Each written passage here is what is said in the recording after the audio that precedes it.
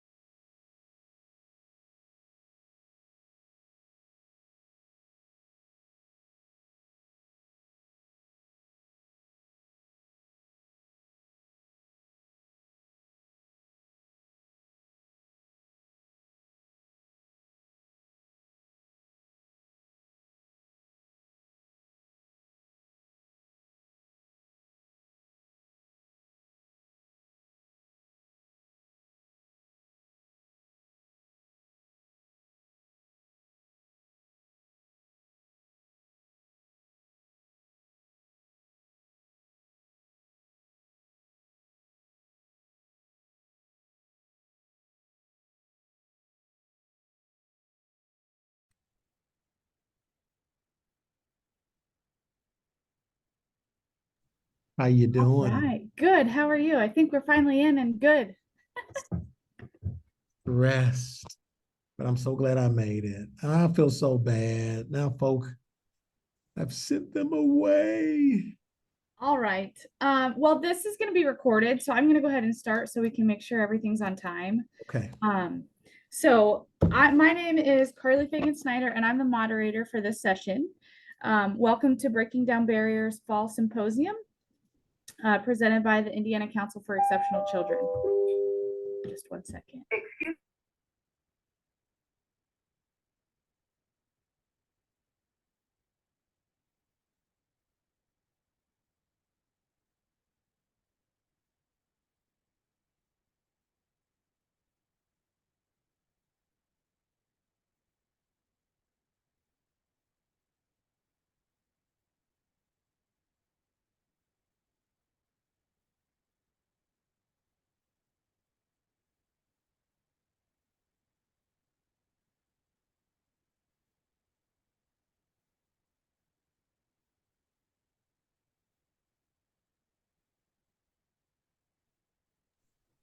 Sorry, I'm at school and we have homecoming announcements.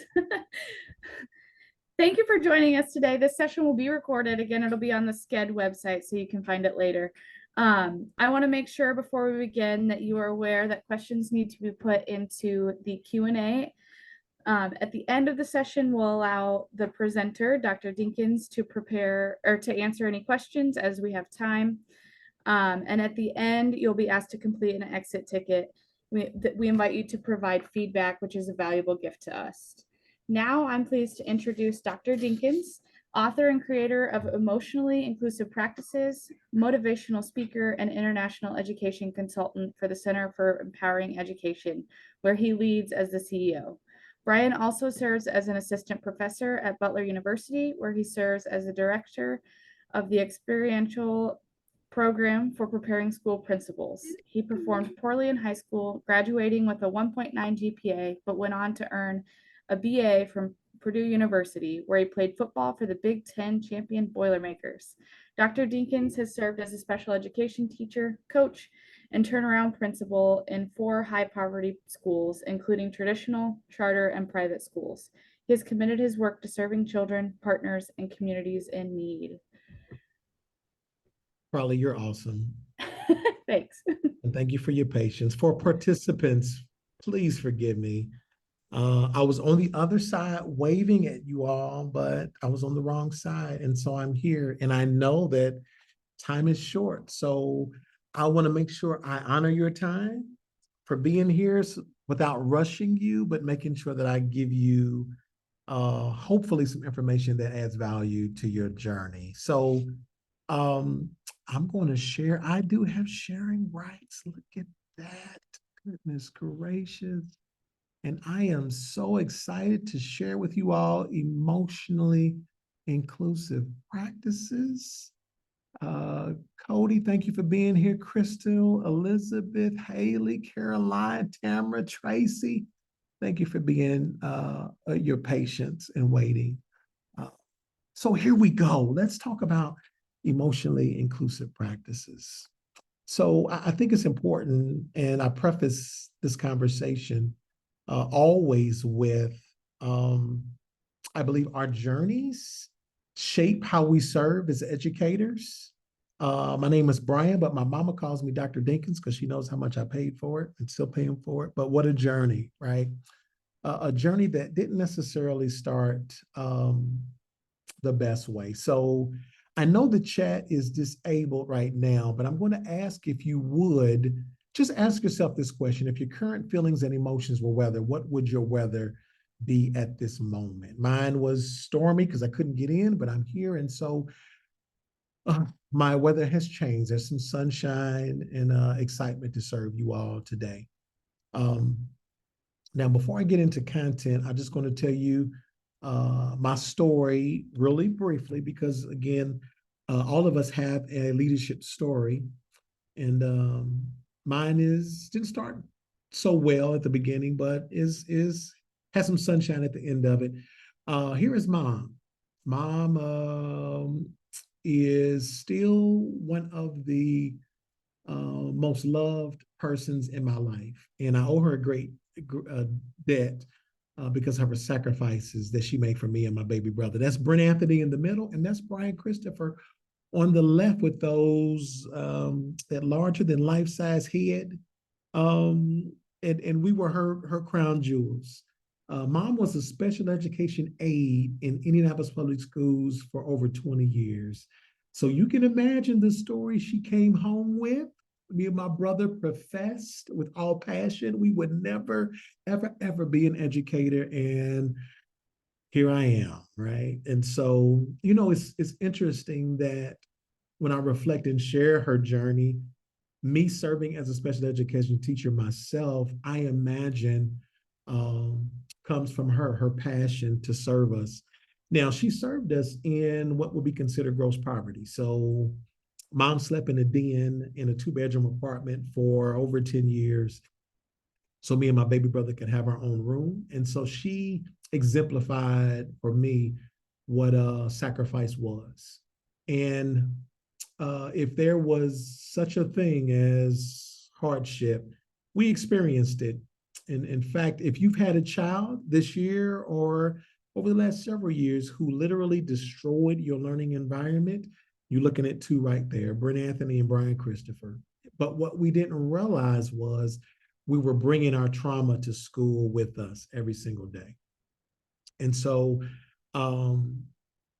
Dad was a substance abuser, had his own challenges. And so the days that he came in at 3 a.m. and woke us up out of our sleep crying, and we take that negative energy and emotion to school with us. And the teachers who created emotional safety for us, we had some success. The teachers who took our behavior personally, there was consequences, right? Suspension, expulsion, ultimately. So we didn't necessarily like school.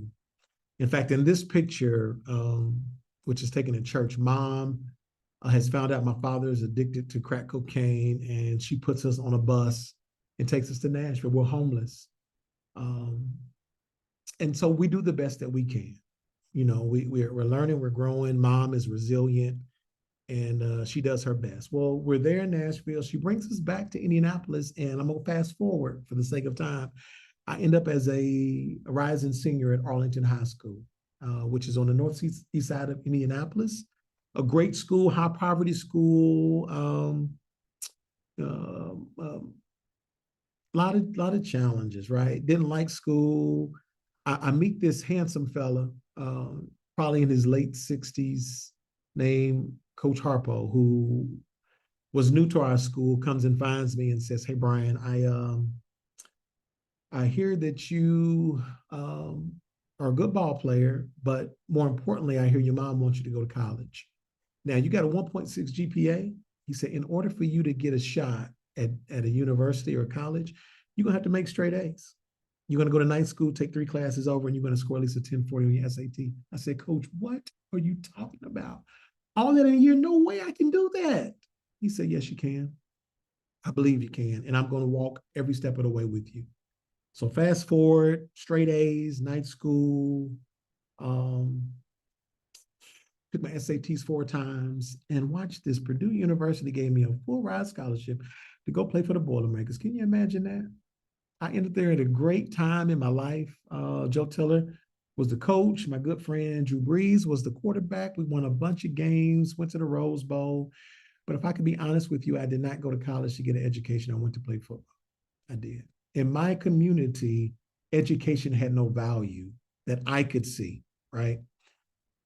And so why put all your cookies in that jar? And I preface that because sometimes we sell children dreams that they have no context with. I can't sell you something that you don't see the value of. And that was my experience. But off I went to Purdue, had a great experience, worked out professionally. I came right back to the same poverty that I left, right? Right back on my mom's living room floor in depression. And 6 months, didn't leave the house. Mom comes in, and this is where life changed, right? This is where it gets interesting. She comes in and says, "Baby, I'm proud of you. It was an honor watching you play ball, but now it's time for you to find your purpose, your why." I had never heard that. K-12 education, 4-year university experience, no professor, teacher, coach ever asked me what my purpose was. And I had to figure that out. So I got up, I put a shirt and tie on, I went down to the Indianapolis Public Schools and I applied to be a substitute teacher. Now listen, Ashley, they sent me to the most ridiculous classrooms in that district. Teachers left no lesson plans, students out of your seat, running around, slap boxing, kindergarten, jumping on your back. Listen, I went home, told my mama, I said, Mama, I love it. I said, listen, I am an educator. I'm an educator. I figured that out. I figured out what my why was. So I drove south of Indianapolis 3 hours every other week for a year to get my master's degree in special education. And I became an exceptional learner educator, the best decision I could have ever had made in my lifetime. My first class was 32 self-contained ED students, 30 boys and 2 girls. Now listen, I know you know. I could probably see your face on the other side of this webinar going, how in the world you write? How in the world? And listen, they came every single day. Mr. Dinkins, we'll be back tomorrow. I know you will. I'll be right here waiting on you. But I love them. I love them. And they taught me a lot. They taught me that even children with unique, exceptional needs, if you provided them the opportunity to be successful, you met them at the point of their need, they could accomplish anything you put in front of them. With the right support, the right love, they could do it. They also taught me how hurtful educators could treat children, right? So I would walk and follow my children into their inclusive setting to support them, and the looks on some of the teachers' face, like, why are you here? Why aren't you not down the hallway in that classroom that we put you and your students, your classmates in? You can't be successful here. It hurt me so deeply. It hurt me even more to see the hurt on their face. And so served in that way. I had a mentor who said, you need to go into leadership. And I said, absolutely not. I don't want to do discipline. And he said to me, leadership is not about discipline. Leadership is about being willing to wash the feet of those whom you serve. It moved me. An opportunity to serve other people selfishly. It changed my life. So I ended up at Butler University, EPPSP, Group 25, shout out to my alumni. Deb Lecklider was my professor and director at the time, and changed my life. Now, Butler's funny because me and my brother used to ride our bikes behind that company when we were kids in the hood. And my first day I showed up for class and I looked, I said, this is a university. I didn't realize it, and here I am back. So I did my years there and I started leading schools. I went back to my old community and I led my first school, 950 children, kindergarten through 8th grade, no walls, third principal in 3 years. And it literally shaped me. My first day, I'm at the door greeting parents. Good morning. I'm so glad you're here. So glad. Come on in, come on in, come on in. Thank you for bringing me your children. Thank you for trusting me with your children. And a parent looked me in the face and said, Dink, is that you? I said, yeah. She said, what are you doing here? Are you the football coach? I said, no, I'm your baby's principal. She said, how in the world are you the principal? You graduated last in our class. I said, God loves me and my teachers didn't give up on me. I went home and cried the whole night.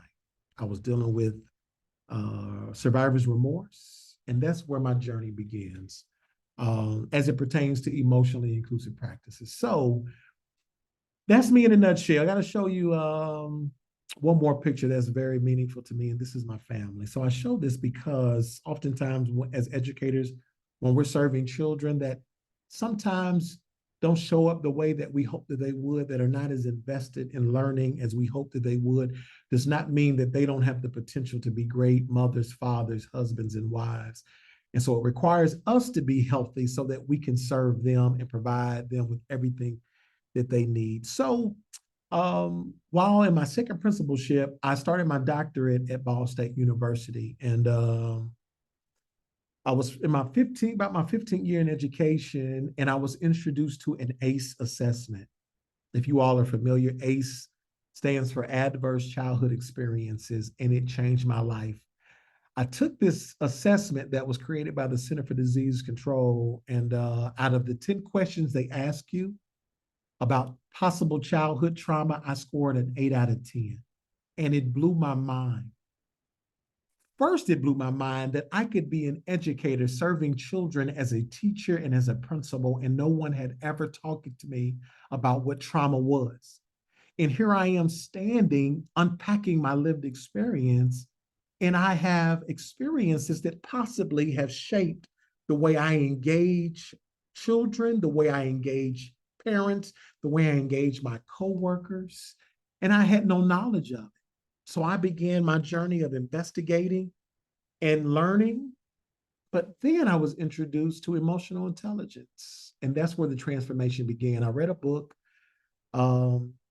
Dr. Mayer, who is one of the founders of Emotional Inclusive Practices, Daniel Goldman, who has taken that knowledge and transferred into practice, and then Tim Bradbury, who created an assessment that I took that allowed me to identify what my level of emotional intelligence is. So let me throw this at you. Every single one of us, your coworkers, your children, the families you serve, your superintendent, we all have two very important parts of our lives that impact the way we live our lives. And that the two are emotional intelligence and IQ. So EQ and IQ, all of us have it. Now, IQ is fixed. I tell my wife all the time, baby, that's all I got. I can't give you more than that, right? But EQ is transformational. I found 32 emotional intelligence strategies, and I spent 6 months training, practicing, and I literally transformed the way that I showed up, my emotional responses, and I'm going to share some of that with you. In fact, I decided to do my doctorate dissertation on the emotional intelligence of teachers' impact on the behavior outcomes of African American students. What I wanted to know was if I help teachers build their EQ, could they help students like me and my brother who had trauma and challenges? And so I took a large middle school that had over 1,500 students, and I gave them all emotional intelligence appraisal. When I gave many of them the test, it was like they had failed. And I had to tell them that it's information. What we want to do is use that information to build skill. So one, we can practice emotional resilience and emotional safety for ourselves, but also to create the conditions that allow students to be healthy as well. And so I gave the teachers 7 hours of emotional intelligence training, and I gave them a post-test, statistically positive, significant growth for all of those teachers, right? And so I created emotional inclusive practices out of that. Now, the framework includes 6 practices. I don't have enough time to talk about all of them. This is a 2-day training. But I do want to share emotional intelligence strategies with you so that you can practice those for your own personal emotional resilience at work. But I do want to share the framework. What I identified in my research was we could build the EQ of teachers. We could even build the EQ of students. But that is only one part of the conditions that allow us to have safe schools, right? So I created emotionally inclusive practices, and it includes 6 practices. The first being EQ. The second being restorative community. Now, if you are familiar with restorative practices, it's one and the same. I changed the language because sometimes restorative practices is a bad word because we implement it incorrectly, right? And so if you think about the nature of restorative practices, think of it this way. Relationships drive the world. There are individuals, not on this call, but in our society, that would hire their best friend who they have a great relationship with, but have low skill, and fire somebody who has high skill, but they have a poor relationship with them. And so think about this. I ask the question all the time, how many of you all have ever taken a full course on how to build, maintain, and restore a relationship? It blows my mind that not many have. Now, how is that the case when relationship allows us to do this work at a high level, right? When we learn how to build, repair, and maintain relationships, the world is a much better place. Now, once we have built our emotional intelligence and created the conditions for restorative community, then we want to unpack our implicit bias, right? So when we create an unbiased community, it allows us to make sure that we're meeting each other at each other's point of need. So here's a great example. I showed you a picture of my beautiful daughters, right? Several Christmases ago, my wife and I bought them a ton of stuff for Christmas. And as they were opening up their gifts, I felt this overwhelming feeling of resentment. I know it. I know it, bad daddy. But what I learned in that moment as they're opening it up and I'm seeing them with such joy and they're so deserving, inside of me was this 5-year-old kid who could remember growing up in poverty. And he looked at them and said, why do they get to live and have a Christmas like this? And you had one toy, maybe socks. What I unpacked was I was carrying implicit bias toward my own children. Wow. Because my wife and I worked so hard to create a life of privilege for our children, this feeling I was carrying was negatively impacted by a bias that I didn't know I had. And I had to unpack it. Imagine this. Research tells us that every single one of us holds implicit bias, implicit being unknown to us, that could possibly be negatively impacting the relationships that we have with each other. And so let's keep moving. Next is cultural consciousness. So in order to truly create emotionally inclusive schools, we have to consider the culture in which we create the values that we all have that are shared and may even be different. Remember that class, 32 children, 30 boys, 2 girls. I had this handsome young man in my class named Travis. Now, Travis was a 6-foot white kid from the far east side of Greenfield that came to my school. In the mornings, I would play Boys to Men and Jodeci as they did their morning work. I know it. I know it. He came up to me one day and he said, Mr. Dinkins, he said, do we have to listen to that every morning? I said, Travis, what do you mean? He said, I don't listen to that. I said, Travis, what do you listen to? He said, I listen to country and western. I said, Travis, I said, listen, I got you. Listen, y'all, I went home. I found me some Garth Brooks, some Randy Travis, some Dolly Parton. He came in that morning. I played that Garth Brooks. He said, what are you talking about? He said, that's what I'm talking about, brother. I said, Travis, I got you. I told you. Now listen, Travis taught me a very important lesson on that day.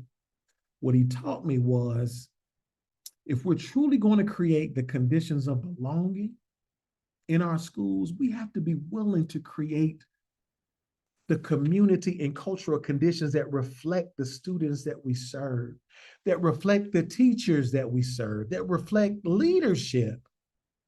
Not on this call, but there are teachers and educators across this country and globe that create conditions in their classroom that reflect their lived experiences, and they make children live in those without even thought. In fact, I could have said, you know what, Travis, that's too bad you don't like Boys to Men. You're just gonna have to listen to it. Do you realize there are teachers that actually do that to children?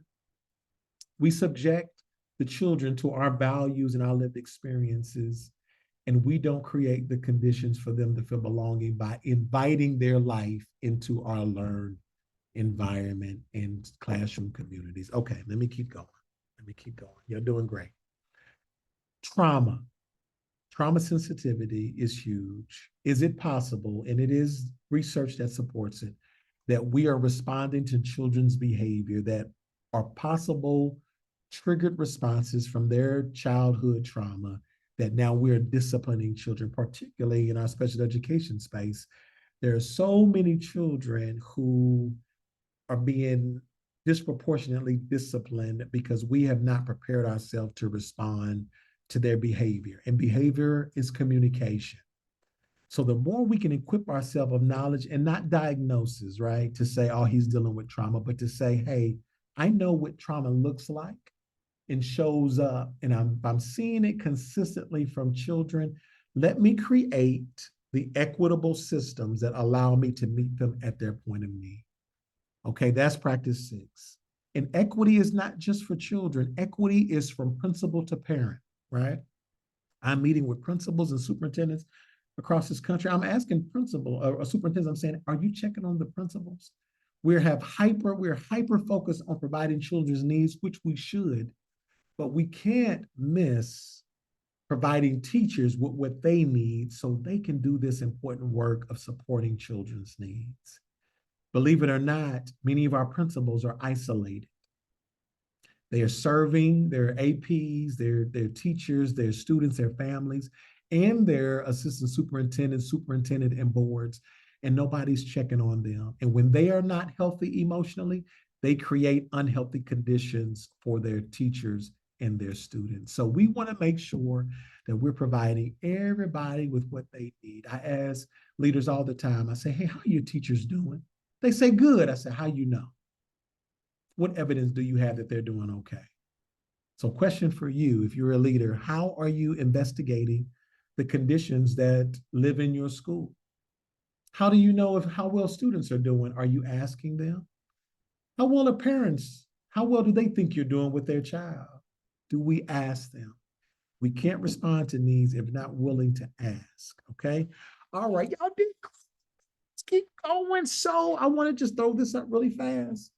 I am so honored and humbled. Todd asked me in his leadership to participate in this wonderful conference. Breaking barriers is a true thing that all of us should be considering. But I want to throw this in front of you. There are some phenomenal speakers. Dr. Murph, who was a mentor, killed it. And even there's some presenters. If you're in this session, I'm sorry because you're missing some great presenters that are presenting at the same time as I. But I want to throw this at you. All the learning that takes place today, there is a continuum that has to happen in order for there actually to be execution on what we learn, right? Oftentimes we go to conferences, we go to trainings, and our awareness is elevated, which is the first phase. We're hearing information we've never heard before. I'm going to share 16 strategies with you that I hope you practice daily. When you hear them, it's possible that you develop an attitude about it. Oh man, that's valuable. Yes, I'm going to use that. Or maybe not. Maybe you say, you know what? I've heard that. I tried it. It didn't work for me. That's okay. The way we think about a thing or our attitude toward it will often impact the way we invest in our ability to execute on it. So what do you mean, Brian? Awareness is the first step. Attitude and mindset is the second, but we've got to get to aptitude, right? Majority of the things that allow us to be successful or even productive in our work requires skill. The same is true of students. We oftentimes throw information at students. We don't give them an opportunity to practice. So how can they apply it if we don't give them practice opportunities? The same is true of you. If you don't practice the things that you've learned or heard in this conference or any other conference or learning opportunity, it will be very hard for you to apply it. So I'm going to encourage you as we go along to identify just 1 or 2 strategies that you can use that may add value to your journey, okay? In making sure that you fill your own bucket so that you can fill the buckets of those who you're in community with, okay? So let's keep going. So let's share some strategies. And let me start with this. If I could talk to you and see your wonderful faces, Amy, I would say, what is this, Dr. Murphy? This is Something that sometimes brings me anxiety when I take my children on flights to other places, because that wonderful stewardess starts with, in the event of emergency, a mask will fall. Put the mask on who first? I'm hoping you said me first. That's absolutely right. And if I could be honest with you, educators, youth workers, we are often demonized for prioritizing our own personal self-care. Can you believe that? We're serving others, but we're often looked down upon for making sure that we're okay first. Because watch this, empty vessels can't pour into anybody, right? So I'm prefacing the information I'm getting ready to give you is for you. A healthier version of you will be a healthier version for the children that you serve, okay? So I give you permission. If your boss is on the call, I'm giving you permission to serve you first. Okay, let's keep going. So I won't spend a lot of time. This is an example of an emotional intelligence appraisal. There's a resource, Emotional Intelligence 2.0, Dr. Bradbury. You can go on and Amazon, buy the book for 12 to 15 bucks and take a pre and post test that will help you build your EQ. This is my post assessment. My pre assessment was in the 50s, all of my scores after 6 months of practicing those strategies to transform my life. Okay. And I'm now going to share some of those with you. Real briefly, so I'm working with several districts, and we start with the superintendent and their principals and their leadership team. So this is the scores of the leaders before I'm working with teachers. I say that to say, if you're a leader on the call, you've got to start with you, right? You have to start with you. And I was so proud of them for investing. When I gave them their scores, I said, don't share with your colleague, because then you start comparing. They did it anyway.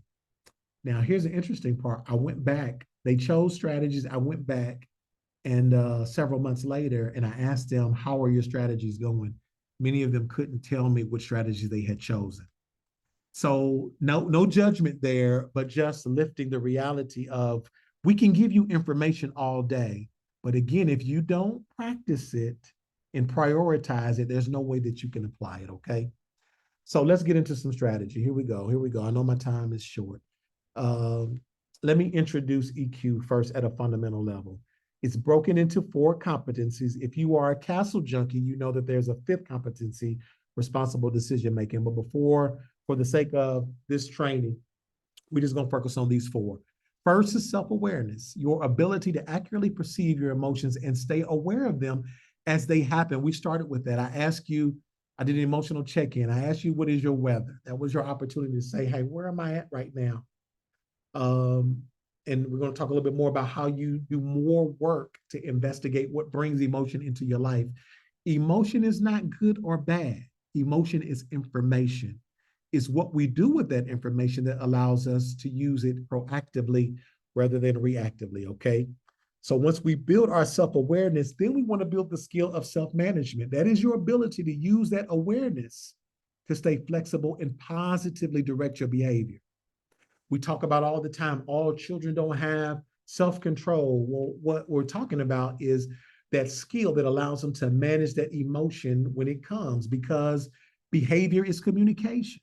We want to build EQ so that we can identify the emotion attached to that behavior and manage it in a proactive way. Social awareness is your ability to accurately pick up on the emotions of others. This is huge. Many of you all who are parents are pros at this. When your children walking through the door, you go, what's wrong, baby?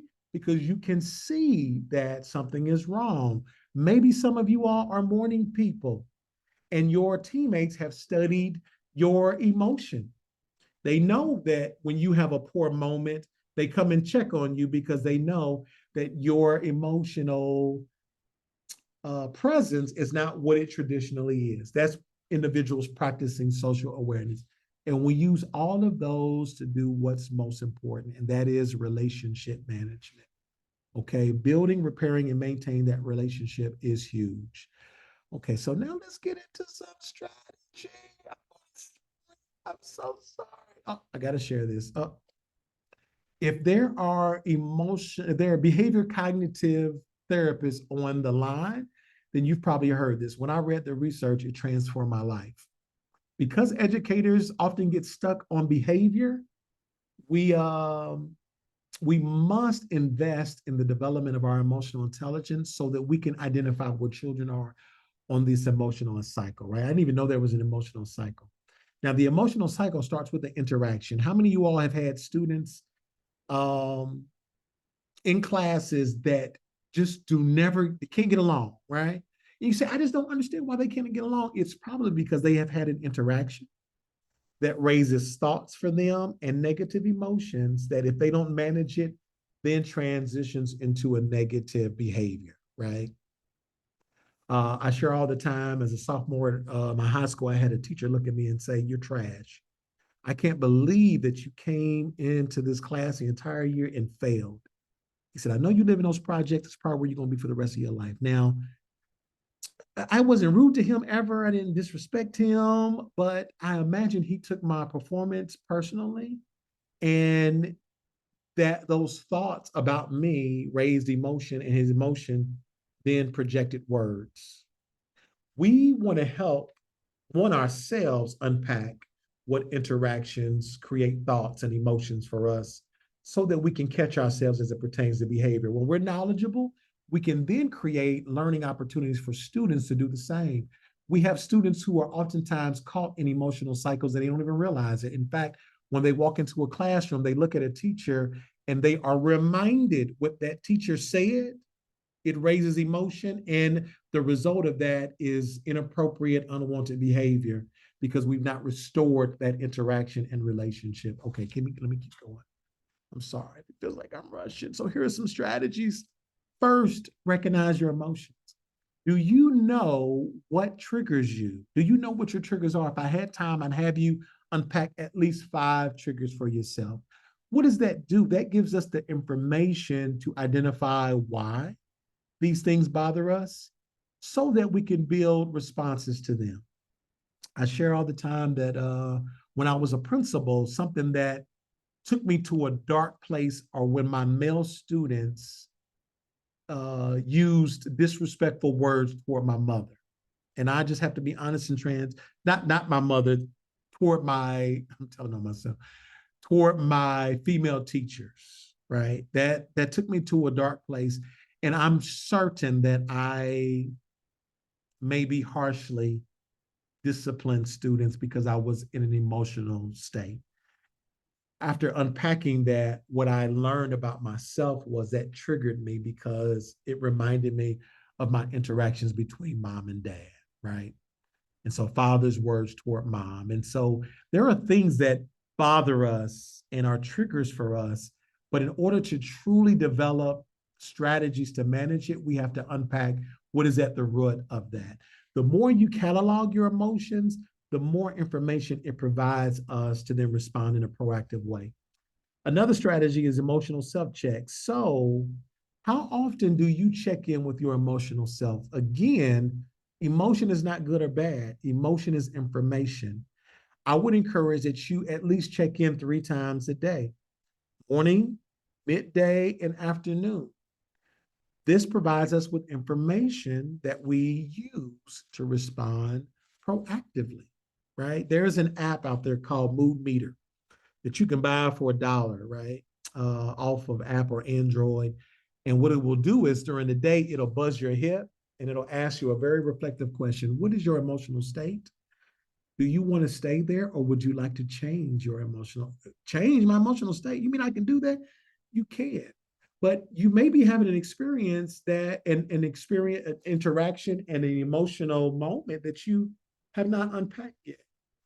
Build that level of awareness by creating self-checks. Doing the same for children is awesome as well. But this is about y'all right now, okay? Let's keep going. How about this? Understanding yourself under stress. Do you know what stresses you? Do you know what brings negative energy into your space? It's important for you to unpack that, okay?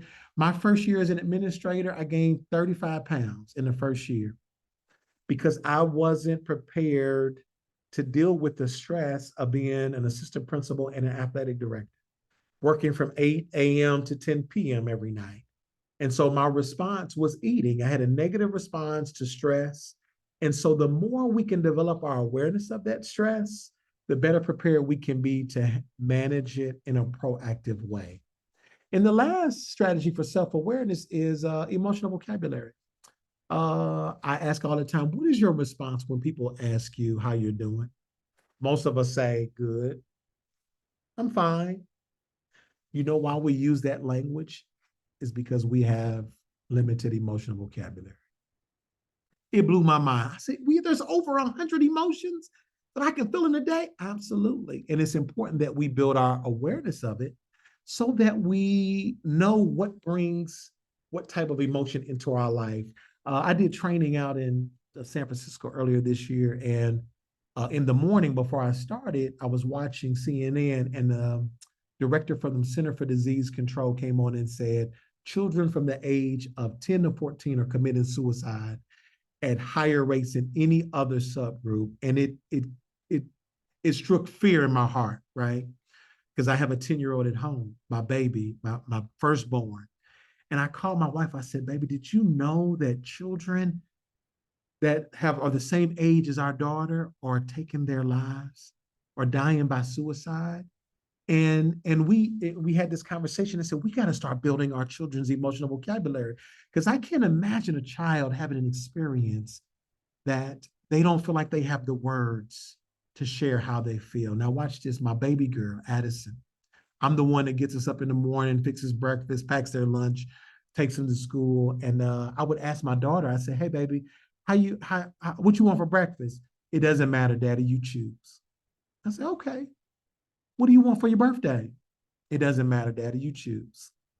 We began to see a pattern, and it blew our minds. What we figured out was our baby was dealing with anxiety. She didn't want to make the wrong decision, so she gave the decision away to us. And so we began building her emotional vocabulary. So now she can communicate, daddy, I'm feeling a little anxious. Can you help me make a decision? Absolutely. Come to find out, it is hereditary. So we have to learn, thinking about being a prisoner to a decision because of an emotion that you're carrying and you don't even realize that you're carrying it. Okay, let me keep going. Oh man, I only got 8 minutes. Okay. How many of y'all ate breakfast this morning? I hope every single one of you ate breakfast. Good. Now watch this. If you didn't, you intermittent faster, you are at your most vulnerability as it pertains to emotion. When we don't eat or sleep, we are vulnerable to our emotional state. Think about this. Think about any of y'all ever been hangry because you didn't eat, and maybe you didn't even realize how irritable you were because you hadn't fed your body or fueled it so that it could manage that emotional state, right? That's important. Think about our children who stay up all night long on social media. They don't eat breakfast, then they come in school and vomit on us emotionally. It's because they're not aware that not by providing your body the nutrition and sleep that it needs to operate, we put ourselves in very vulnerable positions, okay? So eat, sleep, emotional intentionality. How many of you all have heard a song and it stayed in your head all day? The same can be true about emotions. Sometimes we have an experience that is negative and we carry that emotion and replay that scene in our mind over and over again, and it just messes up our entire day. We have the power to have to make an intentional uh, commitment to holding a positive emotion in our day. And when there's something in life or in our environment that disrupts that, we can then change the channel. My mama would say, you can't keep a bird from flying over your head, but you can keep it from landing and building a nest on top of it. So what does that mean? That means you can't keep a negative thought from coming into your mind, but you can keep yourself from replaying it over and over and over again, which requires practice. I keep pictures of my daughters on my phone because they remind me that even hardship of the life of this world, day-to-day challenges we deal with, that I'm still loved and I love them and I'm blessed for them being in my life, right? That helps me change the channel. And then lastly, catch yourself. You've probably heard in your life, sticks and stones might break your bones, but words will never hurt you. That's not true. Mama used to say that all the time. Words hurt and words stay. I imagine many of you all can remember adults, coaches, teachers, family members that said something to you that made you feel on top of the world. On the other side of that, maybe they said something that hurt you deeply, that over 30 years they stayed with you. So we want to make sure we catch ourselves so that we don't use words that harm, okay? I got 5 minutes. I don't have time for the video, but I'm going to keep going, okay? I want to give y'all a couple more strategies before they kick me off. Practice empathy. Are there any perfect people? Maybe there is. I think Teresa's perfect. I think Dr. Murph and Chris Walker Guest, all those good. Oh, listen, my family's here. Okay. If we're not perfect, the least we can do is practice empathy with each other, right? We all deserve that. Sometimes we even have to give empathy to ourselves. How about this? Study the emotions of others. I literally sit in my basement and watch television with the sound off. My daughters come downstairs. They say, "What are you doing, Daddy?" I say, "I'm practicing." Practicing what? I'm practicing studying the emotions of those who are in my community. What does that do? That gives me information to help provide emotional safety for them, right? Some of y'all are pros, particularly those of you that have your own children. When they come in, you can see on their face immediately it wasn't a good day. That's you using emotional social awareness. Building that skill is huge. Practice predictability and consistency. That's important, right? The more that we can practice consistency, particularly with children and adults who have dealt with trauma, who they deal with anxiety when there's a lot of change, the healthier we can create conditions for them to be successful, which reduces our stress, our level of stress, and helps us to build and maintain healthy relationships. And then give supportive feedback. That's important. That's important. I have so many examples I can't share, but we by nature have negative internal dialogue, right? People ask me all the time, what are the things that I think I do best? Sometimes it's hard for me because I deal with imposter syndrome. And so the more that we can feed each other positively, children positively, parents positively, and operate from a strength-based, asset-based mindset, the more we can help those whom we serve by using our social awareness and really hearing what the other person is actually saying, okay? All right, I got 3 minutes. And Carly, you help me. If there's questions, I know I'm sprinting, put them in the chat and I'll take the last minute to answer them. Okay, last, handling daily interactions and conflict effectively. Be intentional, right? My mentors are saying, Dinkins, are you being intentional about maintaining the relationships that you started early? He was really talking about my wife. He said, hey, you married her. Are you doing the same things you did to get her to keep her? I said, stop. But listen, it's true. We often invest a lot of time early to build relationship, but we don't invest the same amount of time and energy to maintain that relationship. So let's be intentional with our partners, with our teammates, with our children, with parents. Intentional relationship building is important. Building trust. Before I gave you any information on emotional intelligence, I gave you a picture of my life. What that does is create vulnerability and transparency. We often ask children to tell us about their lives, and they look at us and say, I'm not giving you all my goods, and you ain't giving me none of yours. And so that's important. Engage in positive interaction and model relationship building. It's assumed that everybody knows how to build positive relationships. That's not so. In fact, many of us and our children that we serve in schools oftentimes have relationships that reflect the ones they had in their home. And if they're not healthy, then they often manifest negatively in our space. So we have to honor that and model for them what healthy relationships looks like. I'm done. I'm so sorry. If I had more time. But thank y'all. If my information is in the information, so if you have any additional questions, you need resources, please email me, let me know. I'm here to serve. Thank y'all for letting me hang out with you. Thank you, Dr. Deakins, for sharing your expertise with us today. It's very good. It was Participants, before you leave, please remember to go to the chat and click on the link. I just posted that Google form in there for you.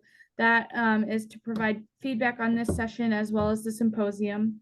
You can complete that form after each session or at the end of the day, and that form is required to receive your PGP points for your attendance today. The link is also on the symposium's main page on Sched. Thank you so much for joining us and enjoy the rest of Breaking Down Barriers Fall Symposium and your day. Thank you, Dr. Dinkins. good to yourselves.